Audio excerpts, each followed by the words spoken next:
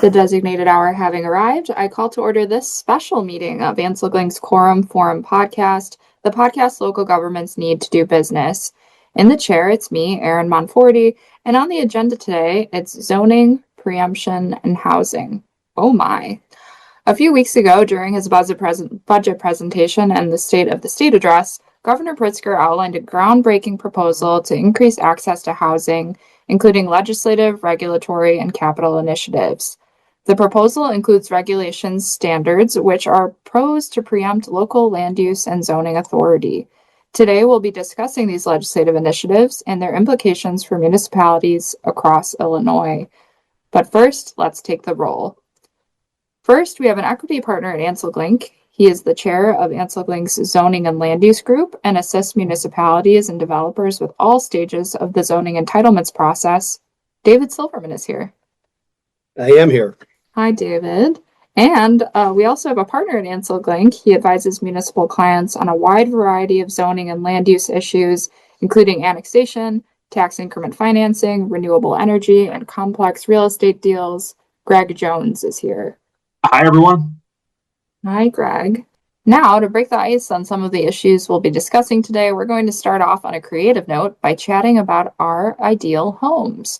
It's time for the Dream House Lightning Round. Okay, David and Greg, we're going to go through these pretty quickly, so get ready. First question, where would your dream house be located? The city, mountains, beachside? Where do you see yourself in your dream home? David, you want to start? Yeah, mountain. Mountains. Okay, Greg. City all the way. You're a city kid? Me too. I think I having been born and raised in Chicago, hard to leave the city. Okay, so style-wise, are we thinking more ornate, minimalist, Victorian, mid-century modern? What kind of home are you designing for yourself? Given that I would be in the mountains, kind of chalet, A-frame style with lots of windows. Very nice. I guess being in the city, I can't really say log cabin. So let's sure go. You can. It would make a statement for sure. Let's go with neoclassical. I think columns are pretty cool. Cool. Very good. All right. And then now we're going kind of internal, what do you want inside your dream house? Would you rather have a cozy living room or a spacious backyard? Of course, I'd want a very nice interior, but given that I would be living in the mountains, I'd want a lot of space outside. And I'm going to just continue the trend of contrast and go with the cozy living room. Yeah, David, I'm picturing sort of a ski in, ski out for your chalet. Definitely ski in, ski out. Amazing. Okay. And then lastly, you get to pick one room that's just for you. Think a library, movie theater, giant closet. What special room are you installing in your dream house? I would have my dream kitchen, my dream gourmet kitchen. I enjoy cooking. And I spend a lot of time there, and a lot of my energy would go into designing the perfect gourmet kitchen. Great. Nice. Well, I think anyone with smallish kids can kind of relate to this answer, but at least in the Jones household, it's impossible to use the bathroom without having an audience. So, and locking the door doesn't get the job done. They'll just bang on it. So I think to complement David's dream kitchen, I'd like a bathroom that's kind of like in a bat cave setting. They can't bang on the door if they can't find it. Just to get like 5 minutes of peace. That's really it. Yeah, sure. No, that all sounds good. Well, I don't miss those days, Greg. I do not miss those days. Well, your dream homes. I mean, I hope I'm invited to the welcome party. I would love to bring you a housewarming gift. I make a good guest at a housewarming. And I'll have my architect start working on these plans presently. As usual, our trusty engineer Rick is present and we have a quorum. So today we have a very interesting issue to discuss in light of recent activity at the state level involving housing and local zoning authority.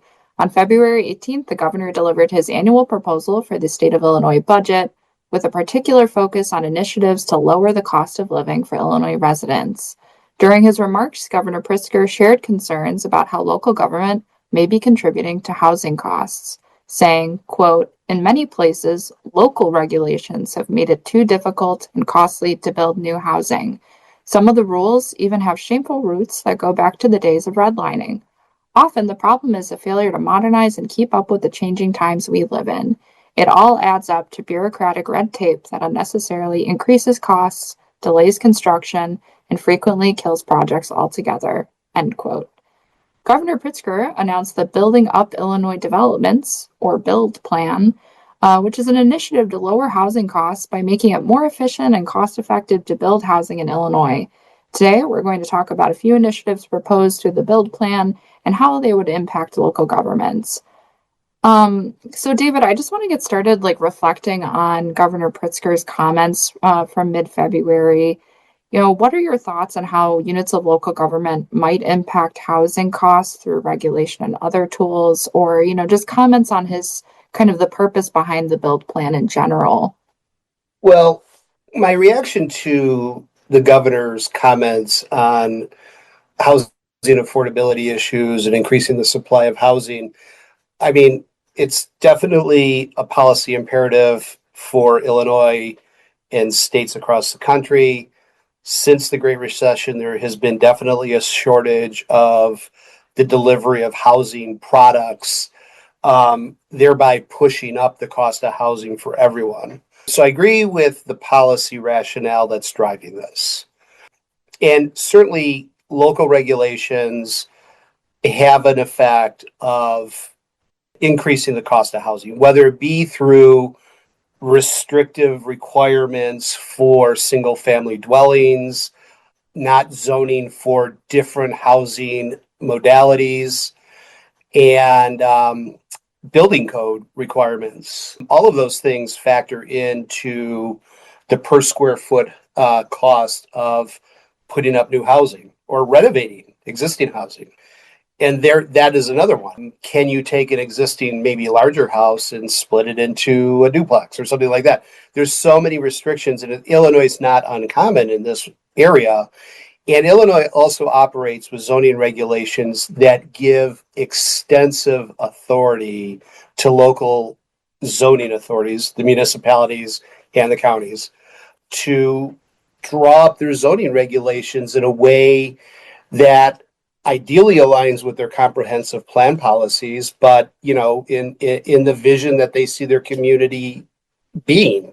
I mean, there's a huge difference between residential zoning in a Barrington versus residential zoning in the city of Chicago, for example. I mean, one is designed on more of an estate model, and one is more designed on a dense urban model.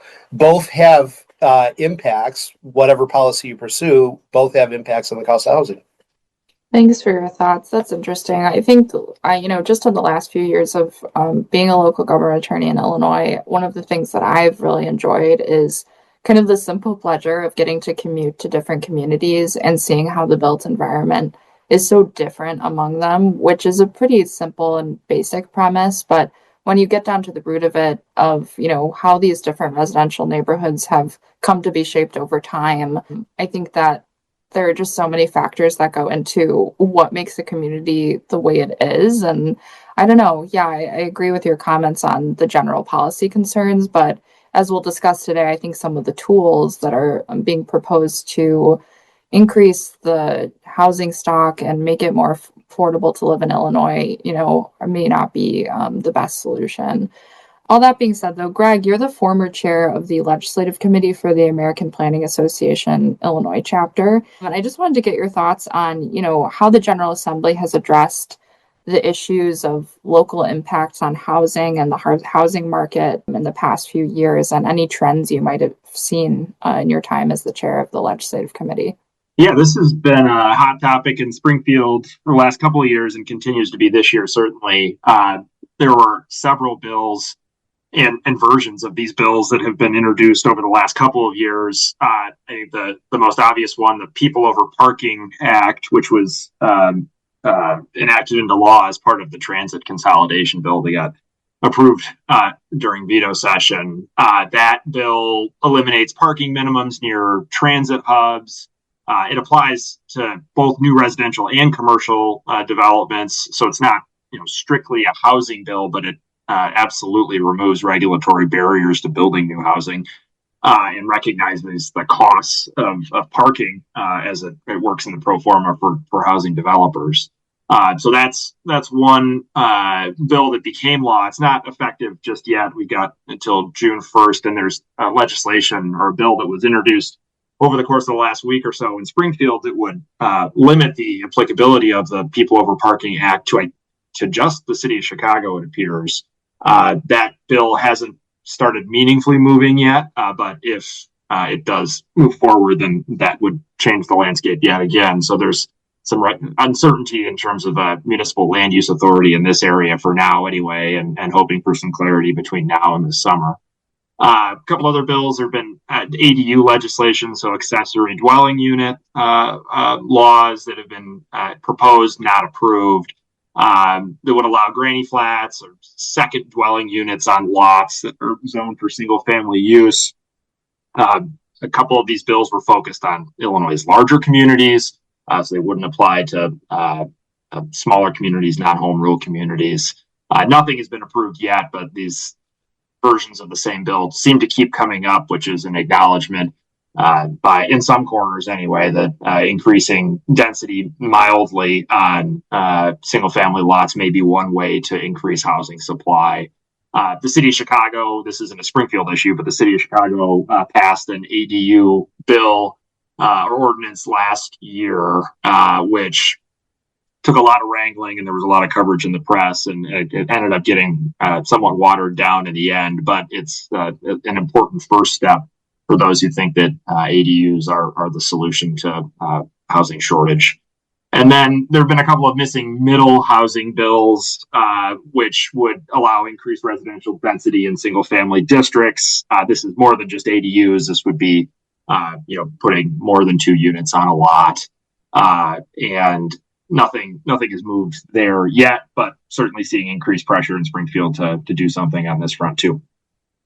Can I jump in on this real quick? Because Greg points out that there's a lot of activity in this, and there's been a lot of activity in trying to promote different models of housing to cater to a wide range of socioeconomic levels.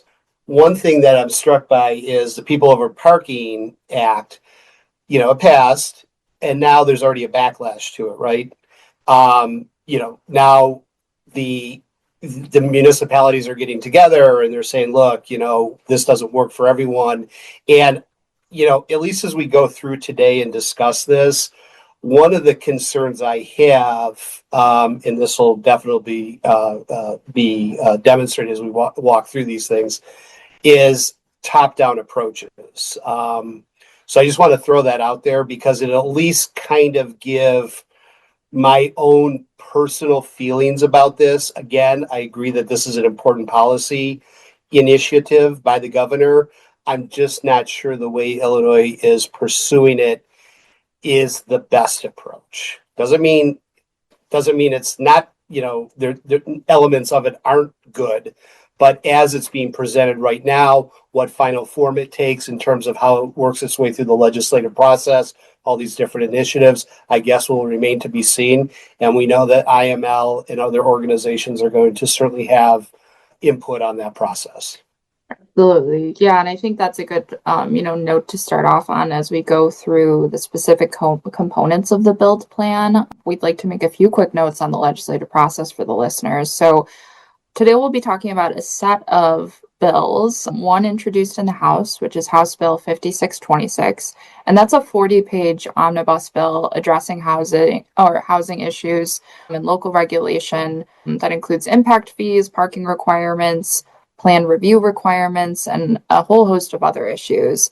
But in addition to House Bill 5626, several initiatives have been proposed simultaneously in the Senate through Senate Bills 4060 through 4064 and Senate Bill 4071. And those bills propose the same substantive changes as provided in the omnibus House bill. So I think it's really important as we get started for listeners to know that there are kind of two different ways that, or if in many different ways, I guess, that this legislation could change, be stalled, or otherwise, have difficulty or encounter roadblocks through the legislative process. But I think it's really interesting that the strategy here is to introduce one big omnibus bill in the House, and then also to introduce these smaller bills that kind of take the issues, at like a bite-sized level or an issue by issue level.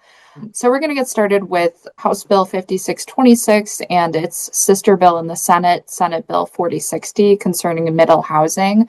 So Greg got us started talking about, some of these different housing modalities and how the General Assembly and localities have been addressing middle housing over the last few years. So this bill, both bills, introduce a new classification of housing called middle housing, which includes duplexes, triplexes, fourplexes, cottage clusters, townhouses, and related housing models that are more dense than single-family housing. And the bill would require local governments to permit middle housing in any district where single-family housing is allowed as a matter of right. So can either or both of you share your thoughts on this classification of middle housing and efforts by the General Assembly to introduce new housing modalities into single-family districts? Yeah, I'll take this one first. I think a lot of communities are and will continue to interpret middle housing as big housing. Tripling or quadrupling residential density is significant, and in some cases, this bill would allow up to 8 times density on single-family lots. With that comes impacts on traffic, parking, schools who need to educate any kids that live in these new larger developments, and park districts who have their core mission is to provide recreational programming for residents that live there as well. So, the bill seems to run headfirst into the long list of objections that anyone working in local government is very familiar with as they get raised at zoning hearing after zoning hearing. Now that, on its own isn't a reason to avoid legislating in this area. I think that there's good reason to legislate in this area, but the bill, importantly, it removes local control, and along with it, it's unclear where the outlet for local input will be. You can't simply say you must do this and just assume that the objectors are going to disappear. They're still going to be out there. It's just not clear at this point where the state expects the objectors will be heard. Yeah, about 100 years, well, it was 100 years ago, the Supreme Court issued its Euclid ruling.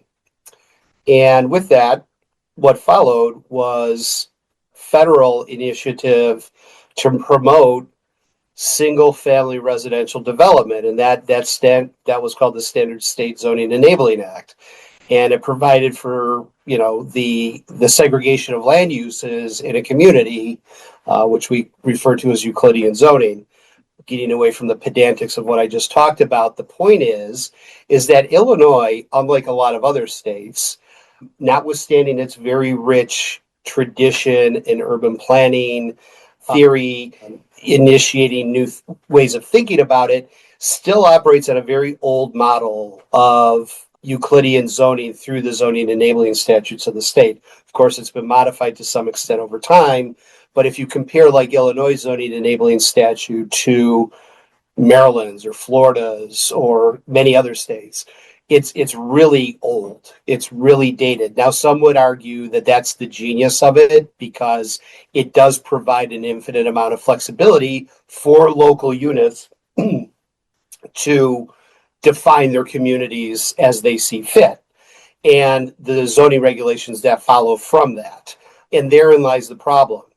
And I think Greg was definitely touching on this for sure, that we are now trying to face down 100 years of local zoning where communities that are just next door to each other can have very different ideas of how their communities are developed from a purely land use perspective. And what I mean by that is just the different zoning districts and what you can do in those zoning districts, and whether those zoning districts are cumulative or whether they're strict in place. So this effort at the state level, while important, it is definitely important. I'm a planner. Greg's a planner. We both understand the importance of it.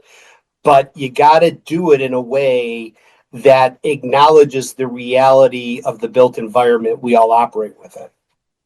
Yeah, no, I think that's a great point. And I think beyond the built environment and some of those substantive zoning issues that you mentioned, David, just looking at the districts and how they're composed and what's permitted and what's a special use and what's not permitted. There are also tools that have developed in Illinois and I think have become like just such a fundamental part of the local zoning process that I'd like to touch on a little bit. So in addition to, requiring that middle housing be permitted where single family housing is allowed, the legislation proposes to limit local governments from imposing discretionary review processes for middle housing unless those processes also apply to single family housing. So that would include approvals for special use permits, variances, planned unit developments, and any non-objective design review procedures. And that limitation really strikes me as one of the most significant provisions in the build plan. I just want to see what your thoughts are on, limiting not only sort of the planned development, planned composition of communities, but also limiting the tools that communities can use and have used traditionally to, go through the zoning and land development process. Yeah, this one's a big deal. And it's not hard at all to see communities responding by trying to expand the realm of what would require zoning approval. And what I mean is, David touched on this, but traditionally single family homes are allowed by right and have been allowed by right. It's kind of the desired housing mode for much of the state or most of the state. And it, stems from the outward expansion, the Federal Highway Act and people moving from cities after World War II. This is just how it's been for the last 75 years. But if this bill passes, there's a chance we could see that dynamic end, not because communities are suddenly concerned about new single family homes. I don't think that's the case at all. But the drafting of the bill may make it apparent that requiring single family homes to seek special use approval or some form of zoning approval is the only way that communities can continue to require that type of approval for multifamily projects. So I'd be concerned, and again, we're in the early stages of drafting, and I suspect that this is one of the provisions that may be ironed out and refined a bit more. But if this type of language proceeds as is, this bill, which the governor says is intended to cut red tape, could end up creating a lot more of it by applying discretionary zoning processes to single family homes. And that may actually end up slowing the delivery of residential units, which of course is the whole reason we're having this conversation in the first place. So, some of this gets a little less scary if the density caps are reduced. So instead of 8 times units, maybe you've got 2 or 3 X units allowed on a lot. But this is definitely an issue. Yeah, a couple things. One thing that a lot of this legislation doesn't seem to acknowledge is the long discussed problem of sprawl. Because when you think about development that occurs out in the urban periphery, exurban areas, that's very expensive. Not only, it may be at a per square foot basis cheaper to go vertical in those areas, but what isn't cheap is all of the infrastructure necessary that needs to be extended to those areas. So one of the things that I think bothers me right now is that there's a lot of effort through what's been introduced to tackle existing zoning regulations in developed communities, but really nothing regarding promoting reinvestment in more already developed areas where the infrastructure is in place and can serve and promote infill housing opportunities or whatever. Now, as that is a jumping point, what I will say is trying to shoehorn in different modalities of housing in a single family district creates to me anyway, a lot of issues, and it's going to create a lot of problems at the local level, even though this may come down as a mandate from the state to do it. You know, what's a plan commission going to do when you've got a single family district, lower density, someone comes in and has acquired enough property and wants to do like a cottage housing development, and there can't be any similar buffer requirements or dissimilar buffer requirements or anything like that. That seems to me to be problematic on a lot of levels and is just going to result in possibly not only a lot of very combative zoning hearings, but also potentially litigation down the road that will get into constitutional issues. So a lot of this could tee up a lot of really negative unintended consequences. And I think we have to be mindful of those. And I think anything that starts taking away from the discretionary authority of a municipality, well, at least as it's been presented, needs to be thought through on a more calibrated level and perhaps more flexibly employed given the general characteristics of the community that you're dealing with. Absolutely. And I think another area, we've talked a little bit about the general zoning principles and how communities shape residential areas. We've talked about the tools that communities use to evaluate residential projects of different scales. This bill, House Bill 5626 and Senate Bill 4060 on middle housing, also proposed to amend the municipal code to introduce statewide standards for zoning, building, and relating issues that impact housing. So the bill generally provides that if a municipality fails to adopt certain zoning amendments that conform to statewide standards set out in the legislation, within 8 months of the effective date of the new law, assuming it's adopted, residential zoning procedures would be bound to several relatively inflexible statewide standards. And those include maximum front yard and rear yard setbacks, not to exceed 10 feet, maximum building heights, not lower than 35 feet, maximum lot coverage, not less than 70 feet. And so there are some technical requirements that are outlined in the proposed legislation that would limit municipal authority to regulate for this type of middle housing we've been talking about. And when it comes to those specific standards, how do you see that statewide uniform set of factors impacting communities that you work with? And do you see any benefits from regulating residential zoning standards in such a, kind of blanket manner that's been proposed here? Yeah, it presents to me a lot of issues and a lack of creativity in thinking, because while these standards may make sense in a good many communities that we're very familiar with in northeastern Illinois and the CMAP region, once you start getting outside the CMAP region in northeastern Illinois, the density of Chicago falls off pretty quickly once you get past Aurora. If you've ever driven out 88, and I'm sure a lot of people have, you'll notice once you get past Aurora, things become really, really rural quickly. So how does this make sense in those communities? This may make perfect sense in a more developed community, but how does this make sense in those exurban areas I was talking about? And that's my point. It's okay to come up with these standards, but you should think of the standards in a more flexible environment because of what I was saying before. You're facing 100 years of communities defining for themselves how they want to be developed.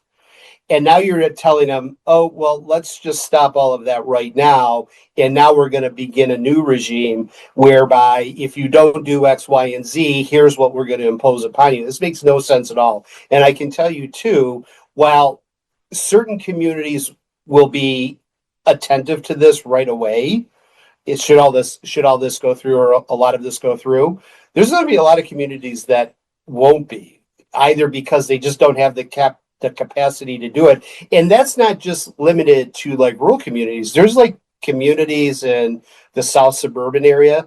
They don't have capacity to do a lot of the things that the state's requiring right now, either at the staff level or the ability to hire consultants to help them with it, whatever it is. So this just seems to me to be a sledgehammer approach that has no elegance or finesse to it. So the build plan legislation also includes provisions regarding accessory dwelling units or ADUs. The bill, if passed, would require municipalities to permit ADUs in all districts that permit single family housing without additional requirements related to lot size, setback, design review, and similar issues. David, you and I have done several presentations on ADUs in the past couple of years, highlighting differences across states trying to make housing more affordable.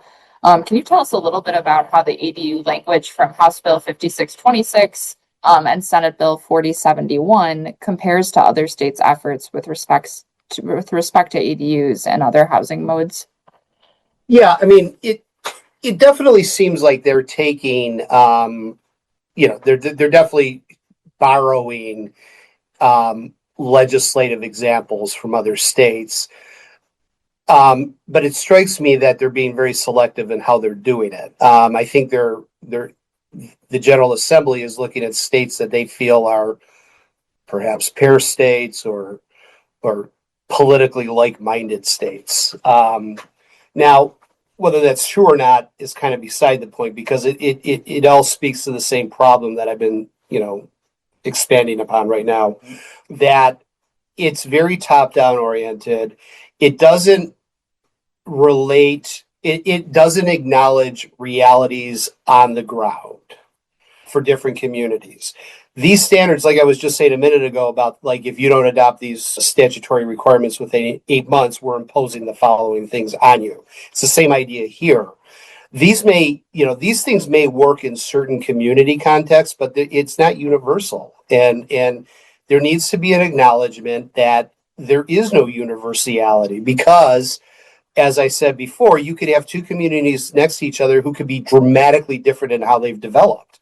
One may favor, land use strategy that promotes commercial development. The other one right next door might have no desire to have any commercial development, or if so, very limited, and really wants to be a bedroom community. So, we've allowed that to happen. And planners have dealt with this issue for the last 100 years. And, as we've gone through time, we've become more familiar with the problems that strict local control of zoning has created, be it sprawl, disinvestment, whatever. And, it's good to see that the state is wanting to address a now well-recognized problem around the country, but it ignores the reality of what has happened in the past 100 years, creating the very conditions that we're now trying to grapple with. And again, as I said a minute ago, it's neither elegant nor finessed in any way, shape, or form to address the realities that exist in different communities, not only next door to each other, but that are even 100, 200 miles from each other. So we're going to move to another piece of the legislation. We've talked about middle housing, ADUs, and different housing modes that are being sort of given a premium through the General Assembly's proposed legislation. Now we're going to move on to the provisions of the Omnibus Bill, House Bill 5626, and Senate Bill 4062 that relate to impact fees. So this legislation authorizes and directs the Illinois Department of Commerce and Economic Opportunity to issue mandatory statewide formulas and metrics for the calculation and imposition of impact fees for residential development across Illinois.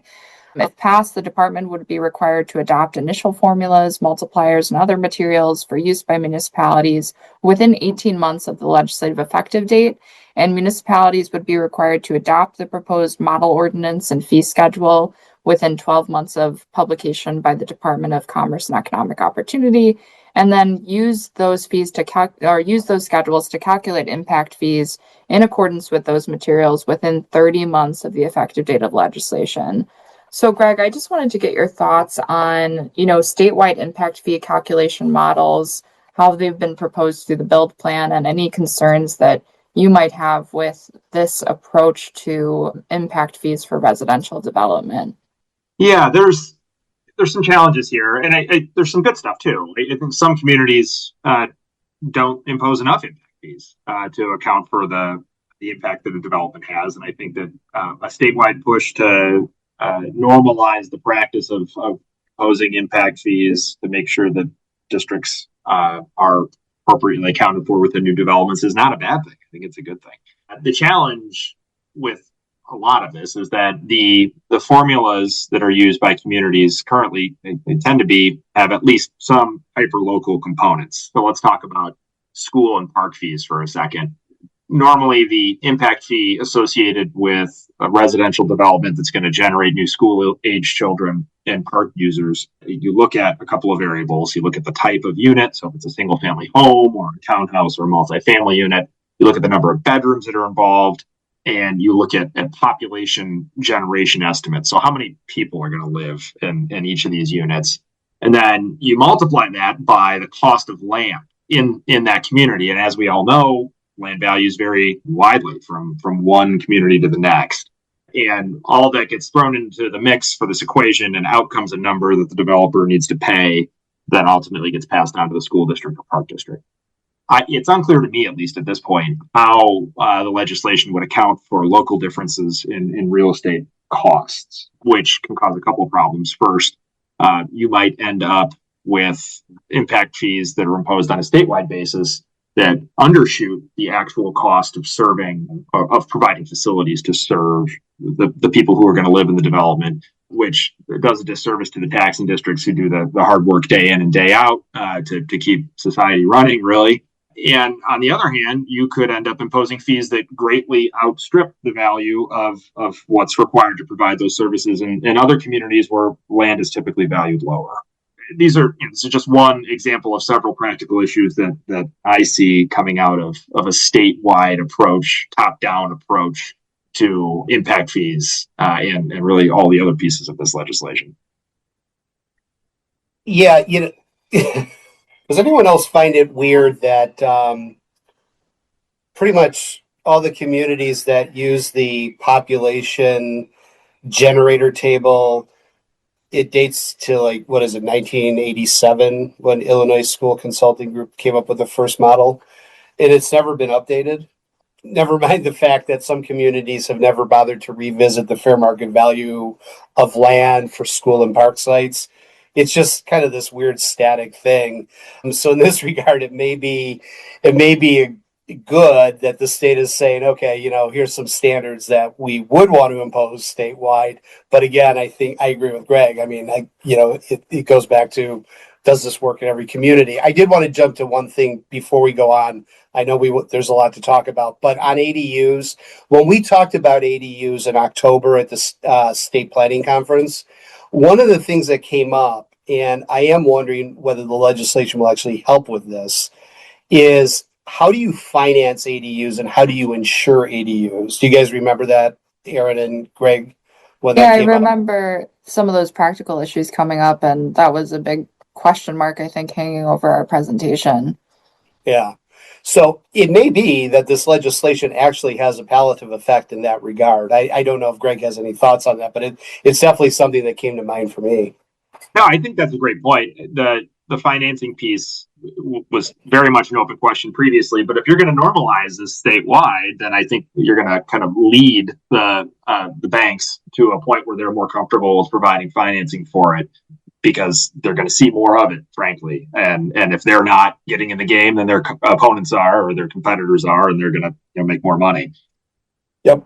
Yeah, and I think, turning back to impact fees briefly, I think one thing, as attorneys that we can think about a little bit too is whether this, the statewide standardization of impact fees changes anything about how the risk assessment for setting impact fees in the first place. There are years and years of Supreme Court, federal, Illinois case law dealing with impact fees and whether, some folks have raised takings issues, constitutional Fifth Amendment issues with regard to impact fees. And I think that has in some ways acted as a, natural suppressant of impact fees that run afoul of not only constitutional issues, but maybe are beyond the scope of the impact that the development is proposing to make. And so it's something to think about when the General Assembly has effectively stated that, no, we're not just interested in the fees being proportional to the impact. We also want them to be predictable,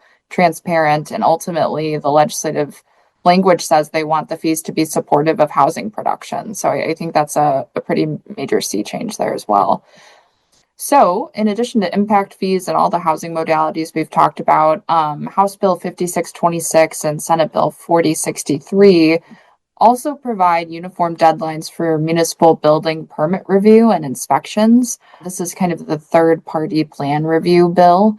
And what it does is provide, again, uniform deadlines. So a municipality must complete initial plan review, which is an undefined term, within 15 business days after receipt of an application for a one-family or two-family residential project. And they have 30 days to complete that initial plan review for multifamily, mixed use, or commercial projects. Any subsequent reviews must be completed within 10 business days of revisions being submitted. And then when it comes to inspections, municipalities would be required to conduct inspections required within 2 business days of receiving a request. So if a municipality failed to comply with those deadlines, the applicant would be able to retain a qualified third-party plan reviewer or inspector to complete that work. And those professionals must be licensed architects or engineers and have active certification issued by the ICC, NFPA, IAPMO, or one of their successor organizations. So those organizations issue certifications related to building codes, fire codes, plumbing codes, etc. So there are a few things about this bill in particular that seem practically challenging. So, for example, the plan review and inspection deadlines are stringent, and the qualifications for third-party professionals authorized to do the work don't really refer to any local standards or exceptions to general building codes. I was just wondering if either of you have thoughts on this process whereby someone could, go to a third party to conduct building plan review, to conduct inspections, and the municipality has to accept that review or that inspection report as compliant unless they jump through some hoops to show that it's otherwise not compliant. Do you have thoughts on the standardized third-party plan review process proposed by the General Assembly? Yeah, I think it's going to be a boon for the private inspection industry. Yeah, no doubt. That is exactly what I thought too. Throughout this bill, you see shades of we're trying to avoid being labeled as an unfunded mandate by introducing this third-party option where they can just go around the community and do it, which I kind of appreciate where that's coming from. And I think there were shades of this in the building code legislation that passed within the last year or two, where communities had to update their codes. Otherwise, certain state mandated codes applied, and there were enforcement mechanisms for that. So I appreciate where they're coming from, but I think it creates a host of administrative issues, including, which are the inspectors communicating with municipalities? Do we know when it's appropriate to issue a certificate of occupancy? All of these are just kind of fundamental municipal powers that are now being outsourced to a third-party vendor who we don't know and may not be communicating well with municipalities. So that can give rise to a host of code enforcement and other issues that we currently don't have to wrestle with. But even before we get to the third-party issue, and Greg said this, it is an unfunded mandate because you are putting these stringent time limitations on the municipality to, go through the review process, stamp approval on the plans, whatever. Again, how does this affect different communities with different technical staff capacities or just availability of staff, period? If one of your goals is to reduce the cost of housing, you have to acknowledge that the front end costs, the plan preparation, the plan review, the plan modification, the inspection process, those all add costs to how it's not just for housing, it's for any kind of development, but certainly for housing. So you got to think about that. And I actually have some sympathy on this component, perhaps, of some of these initiatives, because I do think there's definitely communities out there that, for any number of reasons, may take a bit longer in the review process than, is reasonable, not only for the applicant, but for, providing new housing opportunities in a community. And again, there can be a number of reasons for those. So I could see this, but again, I think it needs to be calibrated, and I think it needs to account for the ability of different communities to be able to actually abide by these things without creating this cost. Because one of the things that will happen, and I don't think there's anything that would restrict this, these will be pass-through costs. And I think we need to be cognizant of that if, again, the issue of helping to reduce the cost of housing delivery is the policy imperative we're speaking of. Yeah, there's some language in the bill that states that these third-party qualified plan reviewers and inspectors can't charge fees more than what would be charged at the municipal level. And then also municipalities would have to kind of prorate their fees if any portion of the plan review or inspection process is taken over by these third parties. But as I was reading that language, which again seems to want to tamp down on unnecessary fees, there's a huge enforcement question of, who's overseeing what's being charged by these third parties. And to Greg's initial point, are these third parties being a good partner to municipalities who normally exercise this function? So all good thoughts. And really, I think, we talked about how these pieces of legislation are really in their infancy right now.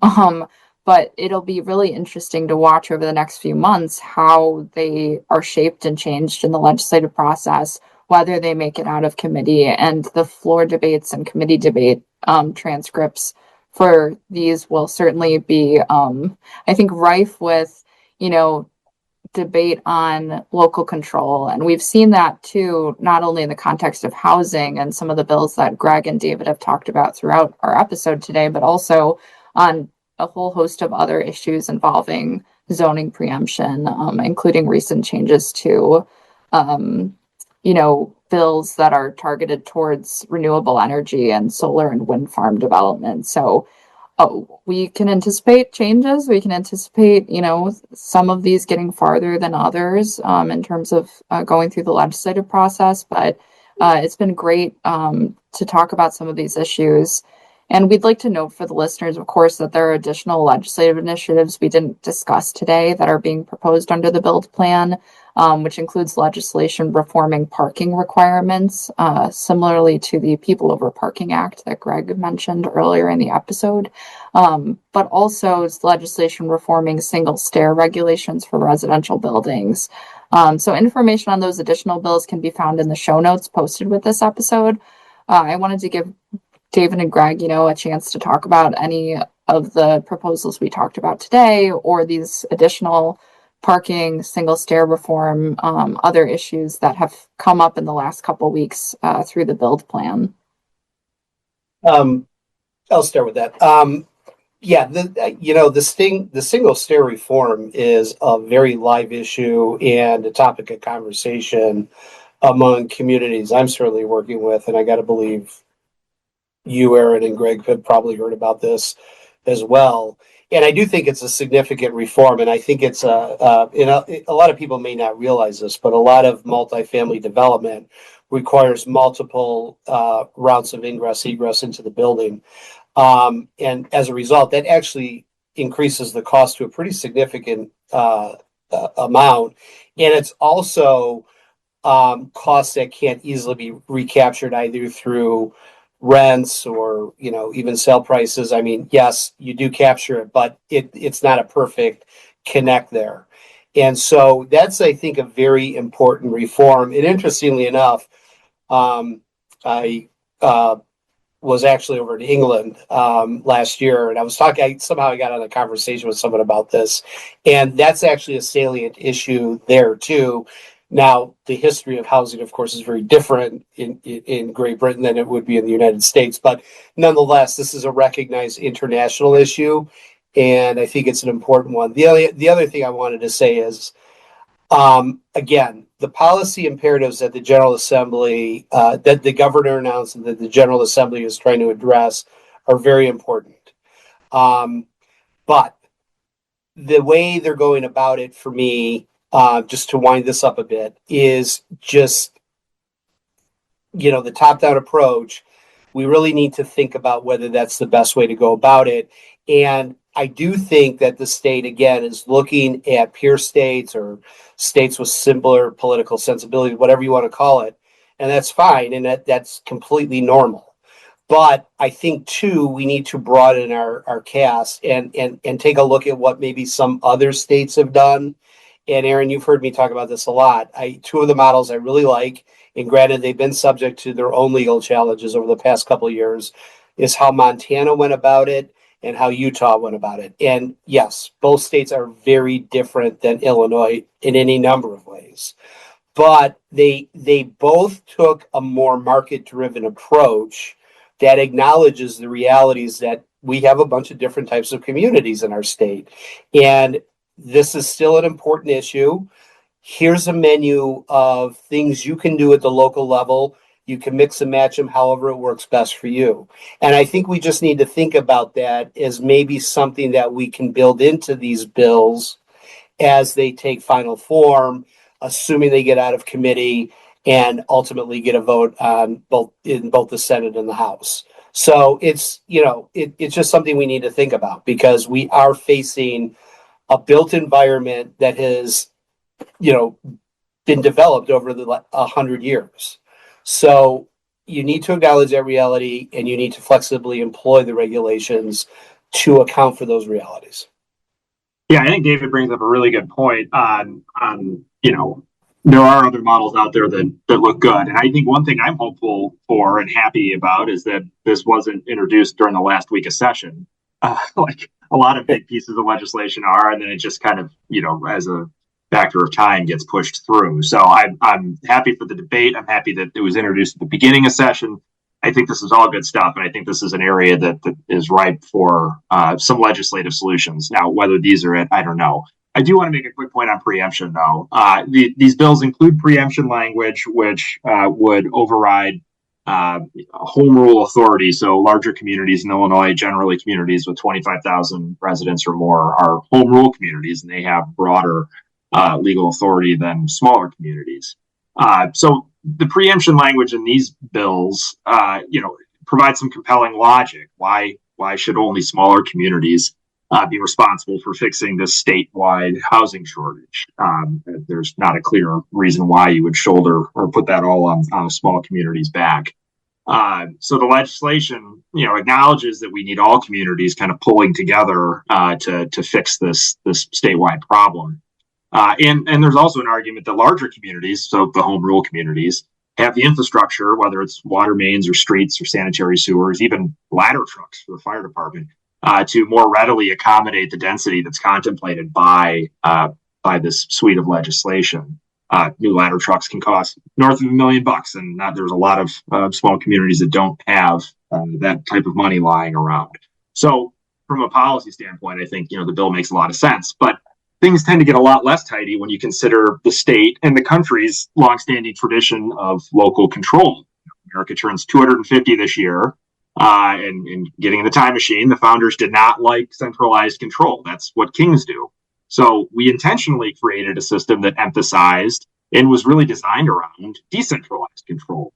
States are often referred to as, the laboratories of democracy, and cities really aren't any different. They're just smaller, but it's the same concept.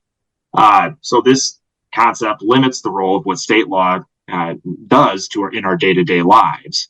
It tends to focus on things that, like public safety and other commonly held beliefs. These aren't always, universally held concepts, but they often are. I know it's not legal to drive 95 miles an hour on the highway, and I know that I'm not alone. But the challenge here is that this law imposes a statewide top-down solution that many people, and maybe most, I guess we'll find out, disagree with. what happens next to your house is intensely personal. And our system of government was designed to give people the right to participate in those discussions and have a say. They don't get to decide, but they get to participate. They get to show up. And that's what zoning hearings are for. This bill seems to take a lot of that away. So I'm just wondering, the objectors are going to find something else to do on a Tuesday night. They're going to find a different way to, raise their displeasure. It's just unclear where that's going to be right now.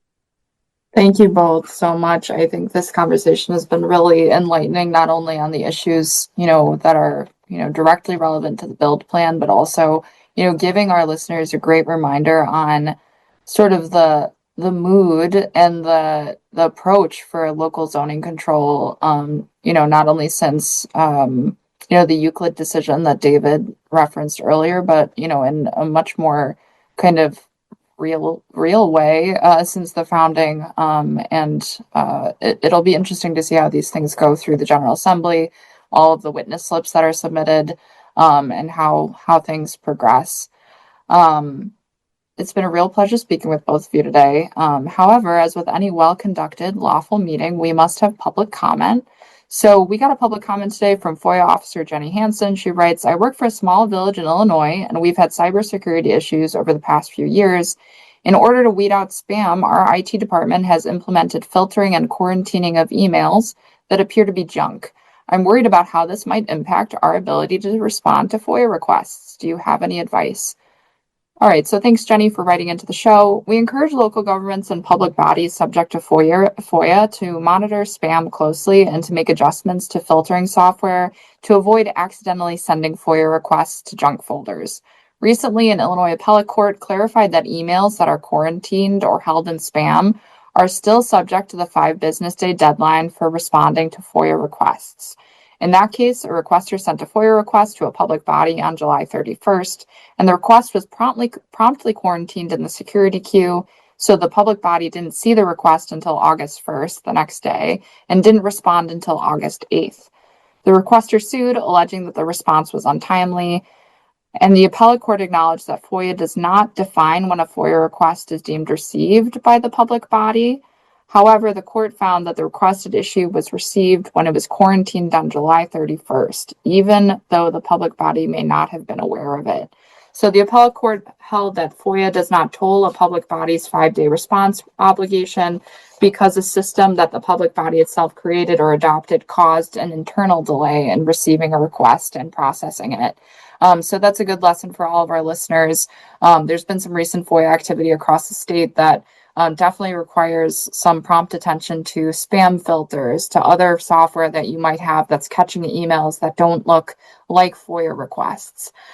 So just be sure to check your spam filters, work with your attorney to see if there are any tools or solutions they recommend for making sure you're getting those FOIA requests and responding in accordance with the statutory deadline. And so that brings us to the Department of Public Works. David or Greg, do you have any publications, speeches, or conferences you'd like to plug that are coming up?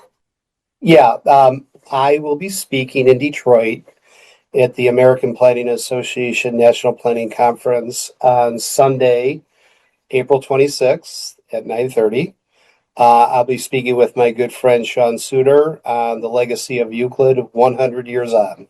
And for those in the know, that is the Bettman Symposium through the APA. It is a legal track. So if you will be in Detroit and you need your legal credits, please come see our presentation. It should be very good. And speaking of legal credits, I'll be doing a session with APA Illinois and a couple of colleagues at Ansel Glink. The annual bar exam is on May 6th this year. We will be in Chicago. If you are an AICP certified planner and need legal credit, come on out. If you enjoy learning about planning and zoning cases and laws, come on out. If you like having a beer, come on out. We typically hold this at a bar, and that's the plan this year. But it's always a fun, interactive event, and we always look forward to it. That is a great event. Hey, real quick, Aaron, since you brought it up in the public comment, what's hotter, FOIA or housing? Is this I think right now probably FOIA, just because there's so much going on. But I think in the next few months we're going to see hopefully, I mean, I'm hoping, knocking on wood for our friends in local government, that the FOIA issues kind of maybe start to fall away a little bit, and that we can get to the substance of what local governments do every day, building communities, making their communities stronger. And I hope that these housing initiatives are a vehicle to help start those conversations. I don't know. What do you think, Greg? FOIA or housing? What's your hot topic issue? FOIA seems to be more pressing just because of the 5-day response timeline. So housing is kind of percolating in the background, but there's a lot of FOIA fighting going on right now. Yeah. Totally. So in addition to the presentations that Greg and David mentioned, I just want to shout out that the American Planning Association of Illinois will be holding a virtual plan commissioner training on Wednesday, April 8th. So if you follow APA, be sure to register if you're a plan commissioner and want some additional training. We'll also be presenting during the Illinois State Section Conference for APA in mid-April to talk about the build plan and other recent legislation that proposes to preempt local zoning authority. So if you really like today's episode, be sure to register when that information is available and published. Thank you so much, Greg and David. I'm so glad you were able to join us today on the podcast. Any final thoughts before we adjourn? I do want to say, Aaron, I thought you did a fantastic job leading this conversation for Greg and me. And I always enjoy talking with Greg because I always learn a lot from him. And Aaron, you too, you are brilliant. And again, just really appreciate the opportunity to be part of this. Thank you. This is inspiring me to invite both of you back for more podcast episodes. So we'll definitely, hopefully the listeners are ready for some more interesting, difficult, mind-boggling planning conversations in the next year or so. In the meantime, we want to make sure that our listeners are staying tuned in on Municipal Minute. Make sure you keep your airwaves open for any emails from us or more information on this legislation as it makes its way through the General Assembly.